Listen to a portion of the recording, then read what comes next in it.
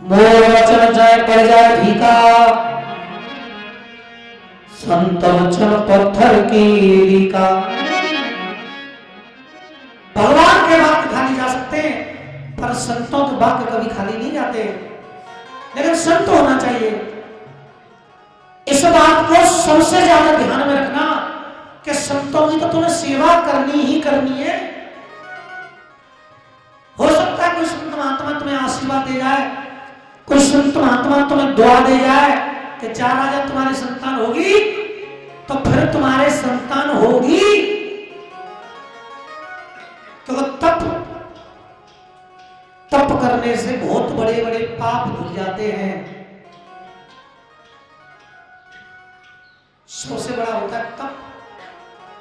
कहते ना पाप किया उसको भोगना पड़ेगा, नहीं, पाप किया उसे भोगना तो पड़ेगा ही, लेकिन अगर तप किया जाए तो पाप धुल जाते हैं। उदाहरणों में आया है एक ऐसा डाकू पंडित जी जो रोजाना लोगों को मारा करता था।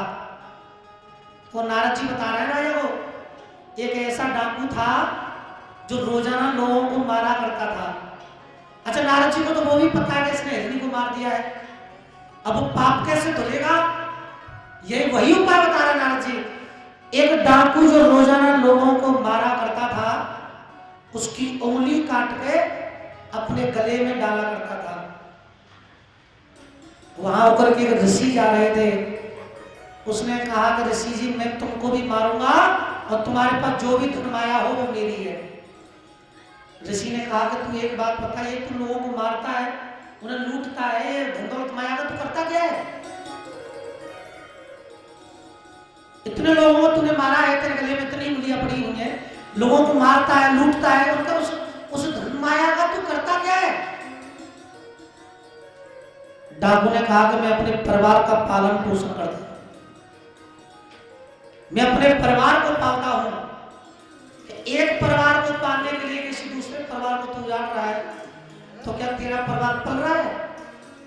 देखिए नारद महाराज जी, आप ये ज्ञान न दीजिए हमें। संत ने कहा कि देख, तू अपने परिवार को पालने के लिए इतने लोगों को मार रहा है, तू इतना पाप कर रहा है, अपने परिवार में जाकर के पूछना तेरे से पाप में कोई भागीदार है?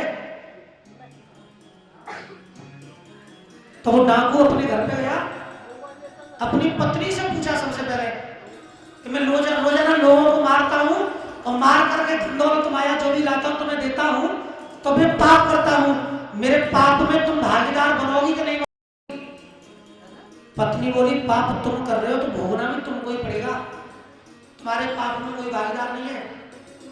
अपने बच्चों के पास गया, बच्चों से पूछा कि मैंने लोगों को मार मार कर तुम्हारे लिए इतनी धन दौलत माया इकट्ठी कर दी है, तुम मेरे पाप में भागीदार बनोगे कि ना बनोगे?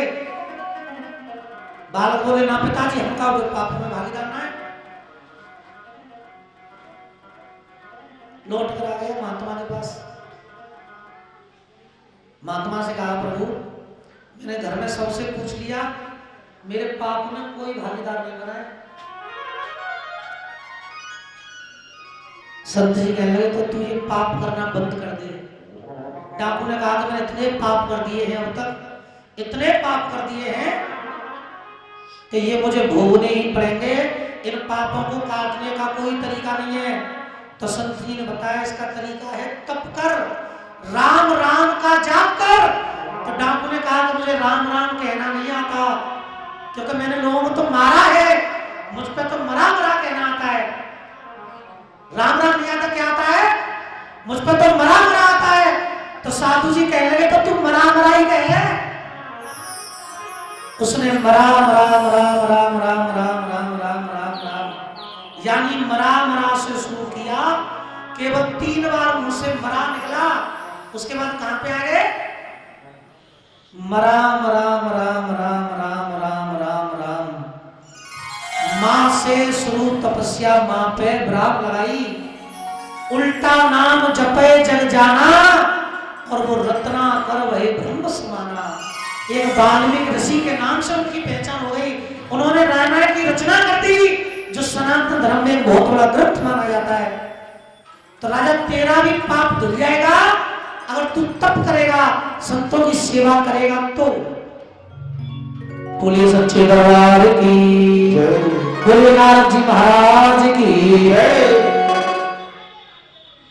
राजा ने कहा रानी, इन पंडित जी ने हमें बहुत अच्छी बात बताई है, अब इन्हें कुछ दक्षिणा दो और दक्षिणा देकर के पंडित जी को विदा करो। क्योंकि कोई भी ब्राह्मण आता है और ज्ञान देता है तो उसको दक्षिणा देनी जरूर चाहिए। इनको दक्षिणा दे दीजिए और इनको विदा करो। रानी बादशाह कहने लगी, महाराज कितनी दक्षिणा दे दूं? कि रानी ज्यादा नहीं तो इतनी दक्षिणा दे दो कि जो फटे फटाए कपड़ा पहन के डोला तो अच्छी बनवा लें, इतनी तो दे ही दो। नारद जी चक्कर में पड़ गए कि हम संसार को देते, हम दुनिया को देने वाले और ये राजा हमको देने की बात कर रहे हैं। नारद जी ने कहा, राजा अपनी गद्दी के नीचे देख, तेरी गद्दी के नीचे एक सर्प है। नारद जी की नजर गद्दी के नीचे गई और राजा ने रानी ने गद्दी के नीचे देखा। तब तक तो नारद जी वहां से अंतर ध्यान हो गए। सिर्फ एक आवाज आई और वहां पर नारद जी नहीं रहे। बोलिए सच्चे दरबार की जय। नारायण नारायण हरि हरि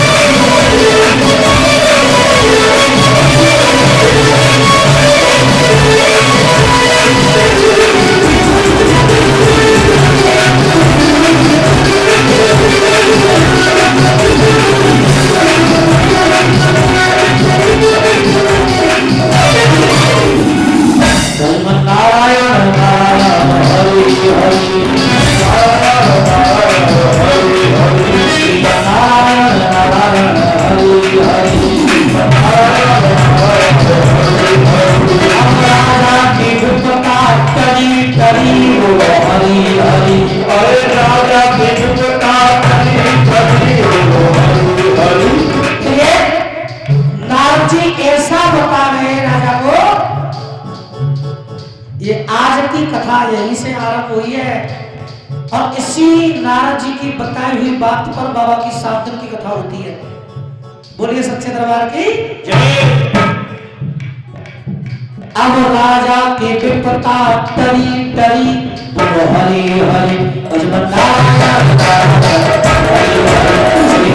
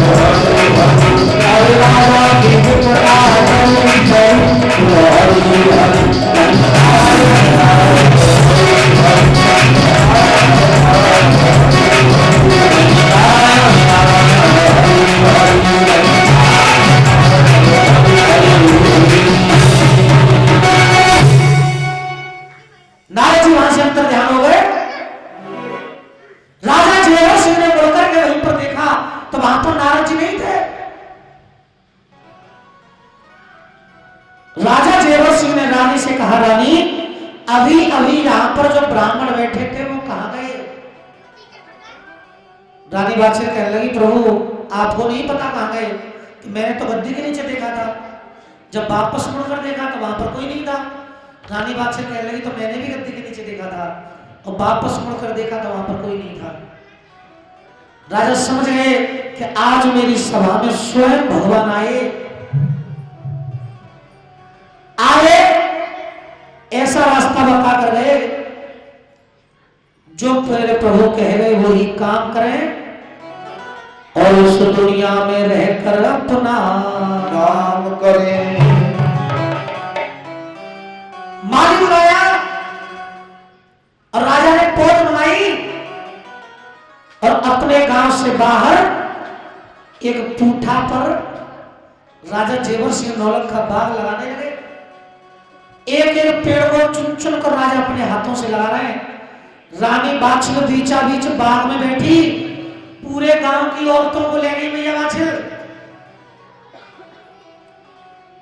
राजा एक एक पेड़ को चुन चुन कर लगा रहा है और रानी बाछिल पूरे गांव की औरतों को लेकर के पहुंच गई। राजा जेवर सिंह कहने लगे रानी आप क्यों आई हो? रानी बाछिल कहने लगी मैं भी काम करूंगी। राजा कहने लगे रानी काम करने के लिए तो नौकर है, काम करने के लिए गांव वाले हैं, काम करने के लिए हम हैं, तुम क्या काम करोगी? रानी बादशाह कहने लगी तुम अपना काम कीजिए हम अपना काम करेंगे। कि तुम क्या करोगी? तो मैया बादशाह ने एक ढोलक ले ली और बीच बाग में बैठ गई मैया और गांव की औरतें बैठा ली और मैया बादशाह गीत गाने लगी। बोलिए सच्चे दरबार की।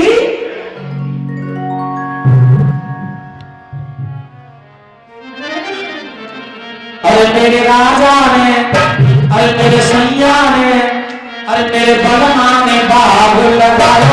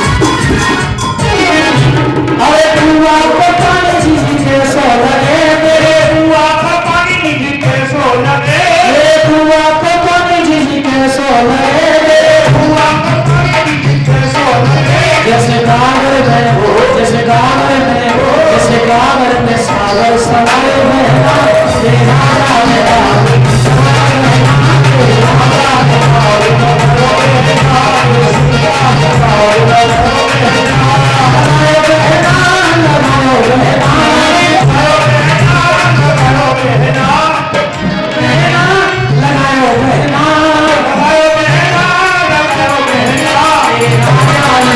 राजा ने बाग लगायो सिया ने बाग लगायो राजा ने बाग लगायो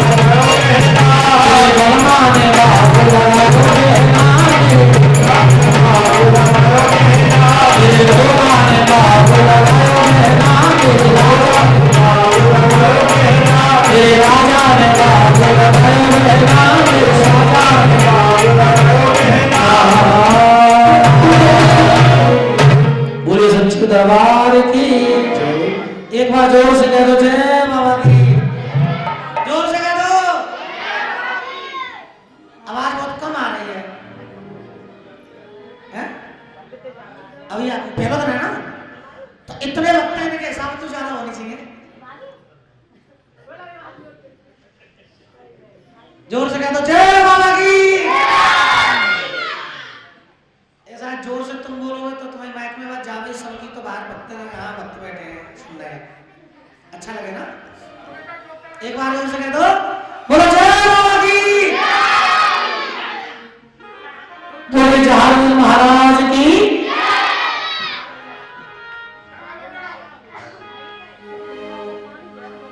राजा जेवर सिंह ने इस प्रकार से नौलखा बाग का निर्माण कर दिया इस बाग से हमारा नाम चलेगा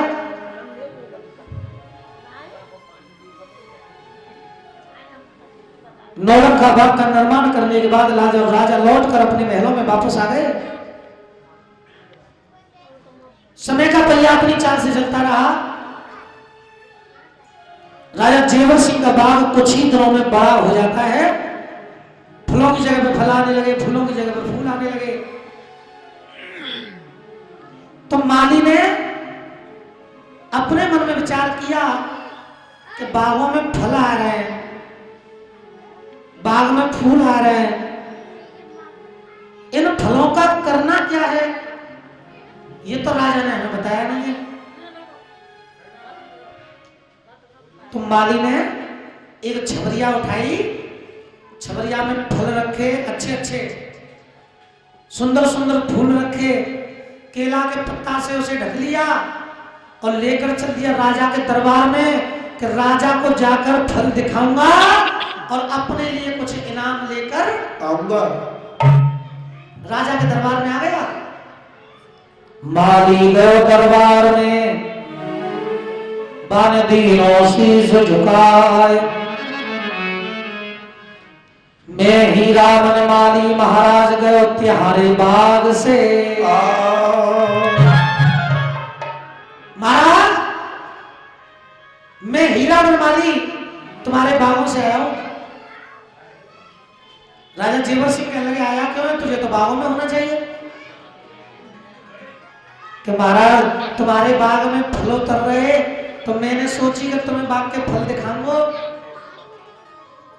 तुम फल देखोगे तो महाराज लोग अच्छे इनाम दोगे फिर है? राजा जेवर सिंह कहने लगे अगर तू दिखाने के लिए लाया है तो एक काम कर मेरे दरबार में हमारे बड़े बूढ़े बैठे हैं पहले बड़े बूढ़े ने दिखा चाचा ताऊ बैठे हैं पहले इन्हें दिखा पहले बड़ों का सम्मान कर हमारा करना बाद में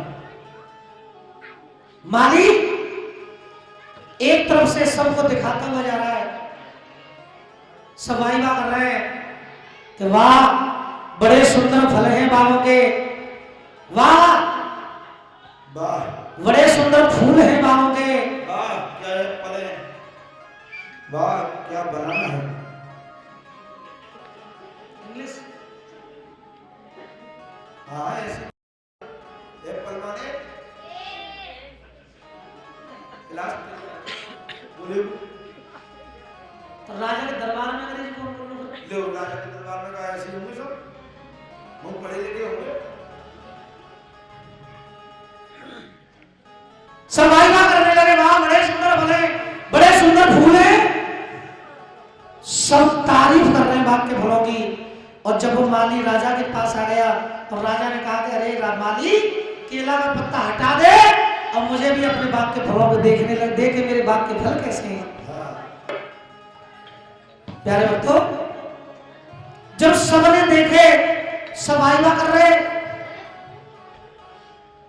जब राजा ने देखे तो राजा के देखने से फल और फूल सूख गए और सूख के एकदम से काले पड़ गए। राजा जेवर सिंह एकदम खड़े हो गए और उस माली से कहने लगे, माली मैं पूछूं बागन के माली मेवा ताजी लायो के बासी, तय करिए मजाक आज बंगला में तो लगवाए देंगे फांसी। माली ये जो तुम मेवा लाया है ये सूख रही है, ये बासी है।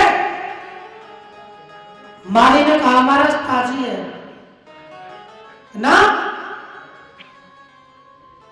ये फल तो तेरे कई दिनों के धरे धरा है भाई।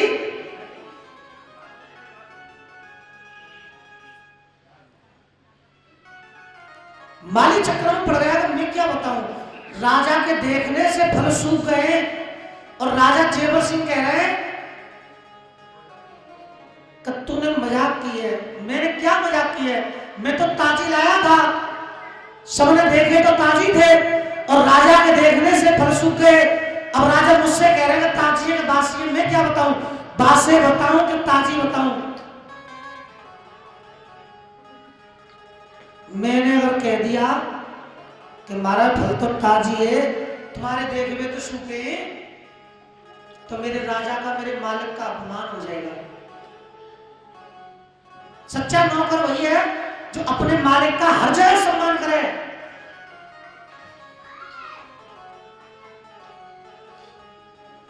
अगर मैंने कह दिया कि महाराज आपके देखने से ये फल सूख गए तो मेरे मालिक का अपमान हो जाएगा। मेरे मालिक का अपमान ना हो जाए, मेरे मालिक का सम्मान होना चाहिए, मेरे राजा का सम्मान होना चाहिए। माली ने कहा महाराज ये फल सूखे नहीं है, ये फल काले भी नहीं है, ये तो केवल तुमको काले लग रहे हैं। राजा जेवर सिंह कह रहे मुझे काले क्यों लग रहे हैं? महाराज और ने देखे काम कोई बता दे काले सवाईवा कर रहे तो तुम्हें काले लग रहे हैं। राजा जेवर सिंह कह रहे मुझे काले क्यों लग रहे हैं? कि महाराज तुम्हारे सर पर जो मुकुट रखा है, जब मुकुट में इतनी चमक मार रही है तुम्हें जो फिर काले से मालूम पड़ रहे हैं। बोलिए सच्चे दरबार की जय। राजा का सम्मान कर दिया उस माली ने कि मुकुट में चमक मार रही है तो मुकुट की चमक की वजह से फिर काले से लग रहे हैं। महाराज फल तो ताजी है। राजा जेवर सिंह कह लगे धन्य है तेरे लिए, धन्य धन्य हीरा मनमाली, तेने मेरो मान बढ़ायो। धन्य है तेरे लिए, तूने मेरा सम्मान कर दिया, अपनी जान बचा ली। माली कह लगो महाराज धन्य थे काम ना चले हो, हम 2 साल से काम कर रहे हैं तुम्हारे बाग में, धन्य थे काम ना चलेगा महाराज, धन्य दे धनो। हंस रहे हो?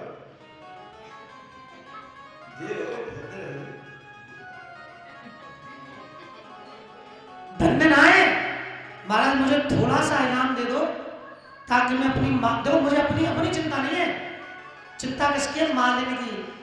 कि माल जब हम लौट के जाते माल पूछेगी कि राजा ने क्या दिया, तो हम कह देंगे राजा ने तो कुछ ना दिया हमें, तो तो महाराज जब तुम्हें गाली देंगे क्योंकि कंजूस राजा है, ऐसे राजा के यहाँ काम कर रहे हो, तुम्हारा तुम्हें ये गाली मिलेंगी। तुम्हारा तुम्हारे सम्मान के लिए कह रहा हूँ मैं, तो थोड़ा सा नाम तो दे दो। तो राजा जेवर सिंह ने सोने की 5 मोहर दे दी। तो ले ये सोने की 5 मोहर है। माली ने कहा हमारा जी तो कम है भाई, राजा के हिसाब से तो कम है। राजा कहने लगे ये कम है मुझे पता है,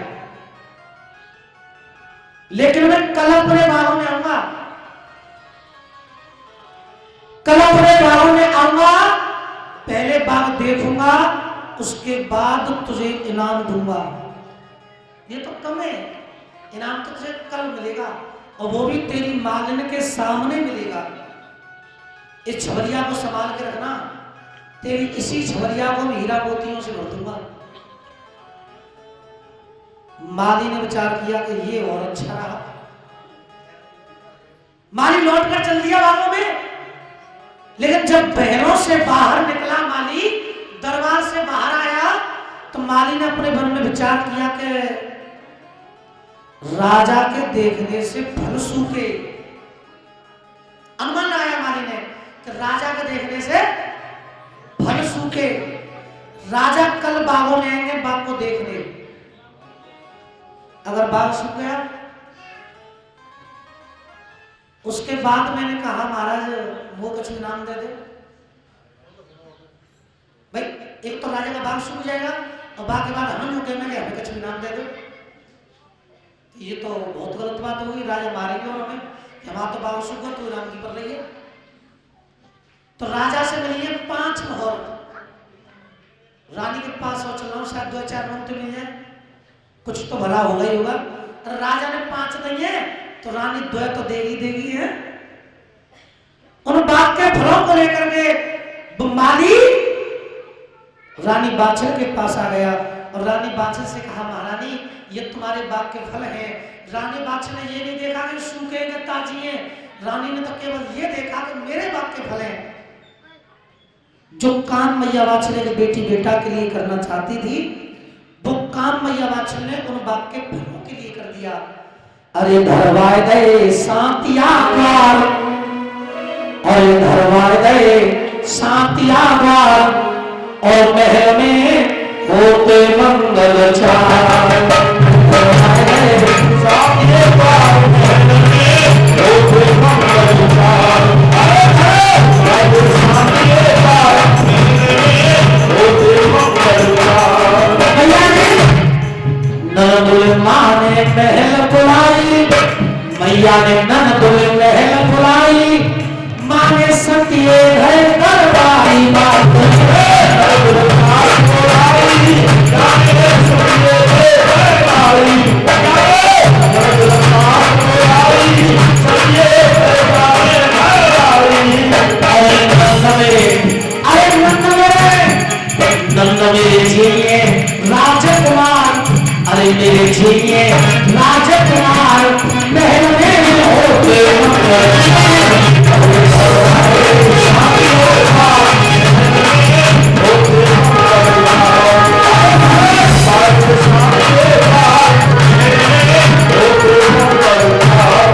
मैया ने सासुर महल बुलाई, मैया ने सासुर महल बुलाई, अंगना में ढोलक बजवाई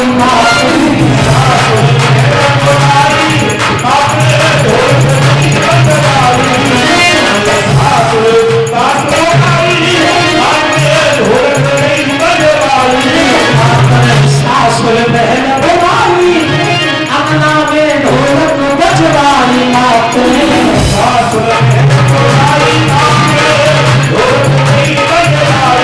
आज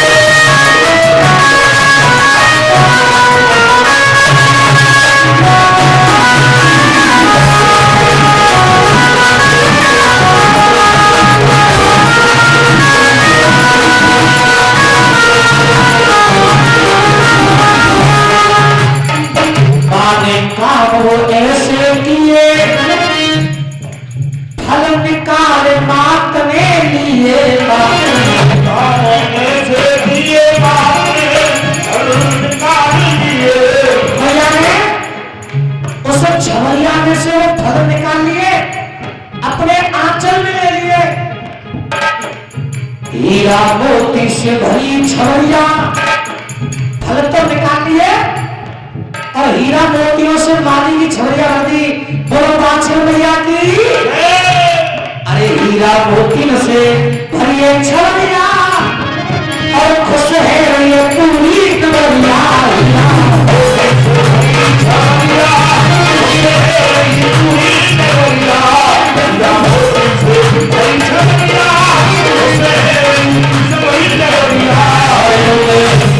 कथा गाते गोपाल कुमार, कथा गाते गोपाल कुमार, महल में होते मंगल।